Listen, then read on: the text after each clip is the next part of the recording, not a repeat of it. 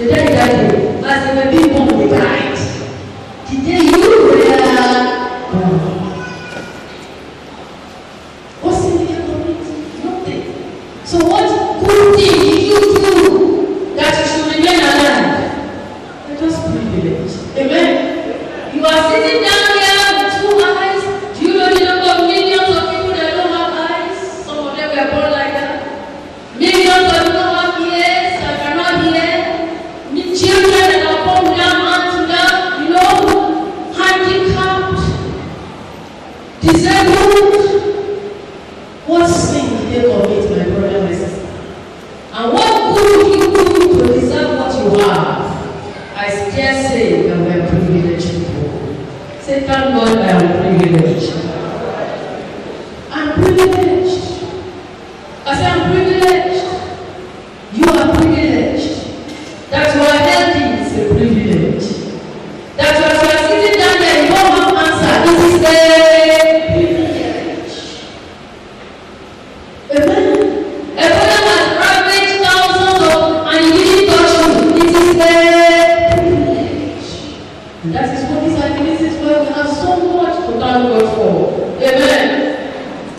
Jesus turned to that leper and said, your faith has made you whole. That is to say, by his attitude of thanking God, by his coming back to say, thank you. What did Jesus said he was exercising faith. And you know the Bible says that without faith, it is impossible to please God. That is to say, when you give thanks, you are doing what? You are pleasing God. Because you are exercising faith. And when you please God, what will happen? God will please you. I said, because you have come together to give thanks, God will please you. In the name of Jesus.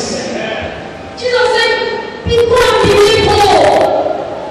And I prophesy to you, go and be made whole in the name of Jesus. In your finances, be made whole in the name of Jesus. I don't know, the guy, some of them went, the one that God was healing, but this guy got wholeness. Hallelujah. He got wholeness.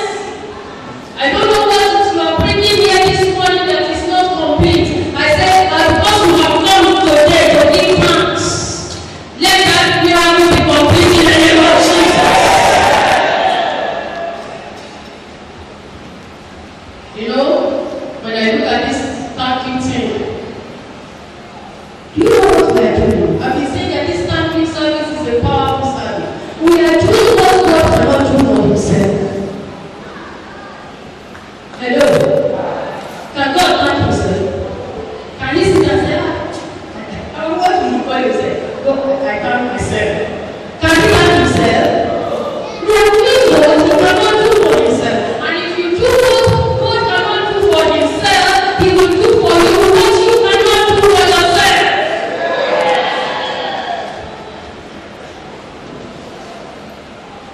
Do it for you.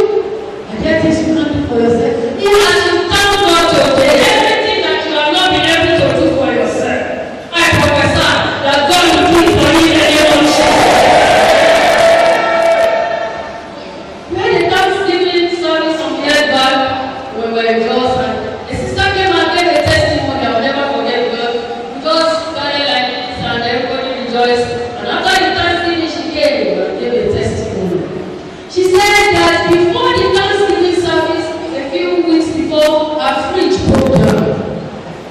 Refrigerator.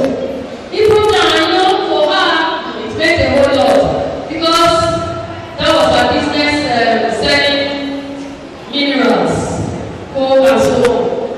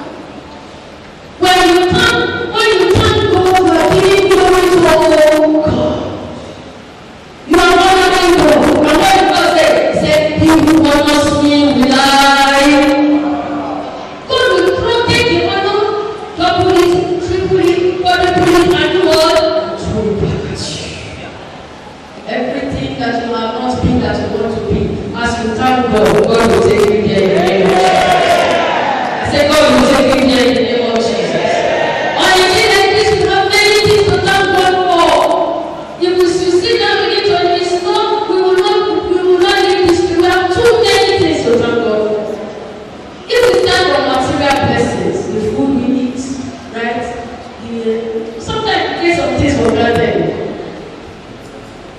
The air we breathe. Amen. Yes. The water we drink. The safety, the protection we enjoy. Oh, the blessings and that's why David said, you give the food, say you fill my mouth with good things. I love that. Good things.